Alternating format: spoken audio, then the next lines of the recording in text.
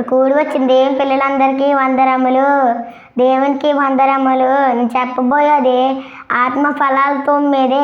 ప్రేమ, సంతోషం, సమాధానం, దీర్ఘశాంతం, దయాళత్వం, మంచితనం, విశ్వాసం, సాత్వికం, అసనిగ్రహం, చెడు కార్యాలు 15. జారత్వము, అపవిత్రత, పాముకత్వము, విగ్రహారాధన, అభిచారము, వేషములు, కలహము, మత్సరములు, క్రోధములు, కక్షలు, భేదములు, విమతములు, అసూయలు, మత్తతులు, అల్లరితో కూడిన ఆటపాటలు. ఇతరుల గోత్రాల పేర్లు 12. రూబేను, షిమ్యోను, యోదా, జెబులూను, ఇశ్సాకారు, దాను, గాదు, ఆషేరు, నఫ్తాలి, ఎఫ్రాయిము, మనష్షే, బెన్యామీను. యేసుక్రీస్తు శిష్యుల పేర్లు 12.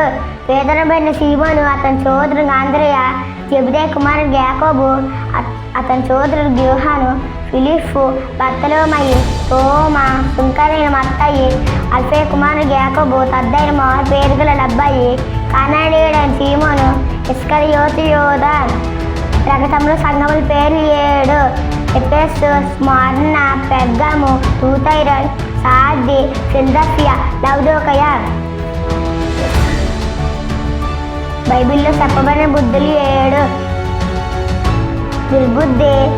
విరుబుద్ధి, స్వస్థ బుద్ధి, నిబ్రమైన బుద్ధి, అది శ్రేష్టమైన బుద్ధి, దుష్ట బుద్ధి, మంచి బుద్ధి. ఒకటి, మన దేవుడు ఎవరు? పరలోకంలో ఉన్న తండ్రి యెహోవా. మన రక్షకుడు ఎవరు? యేసుక్రీస్తు. మనం నడిపించేవారు ఎవరు? పరిశుద్ధాత్మ. మీరు ముగ్గురు ఇచ్చలు. ఒకటి, దేవుడు ఒక్కడు. 2, వాక్యం 2 అంచులు కలది. 3, దేవుడు 3వ దినమున తిరిగి లేచెను. 4, సువార్తలు 4. 5, బుద్ధిగల కన్యకలు 5. 6, దేవుడు 6వ దినమున నన్ను నిర్మించును. 7, దేవుడు 7వ దినమున విశ్రమించును. 8, నోహాబు జలప్రళయంలో 8 మంది రక్షింపబడింది. 9, ఆత్మఫలాలు 9. 10, ఆజ్ఞలు 10.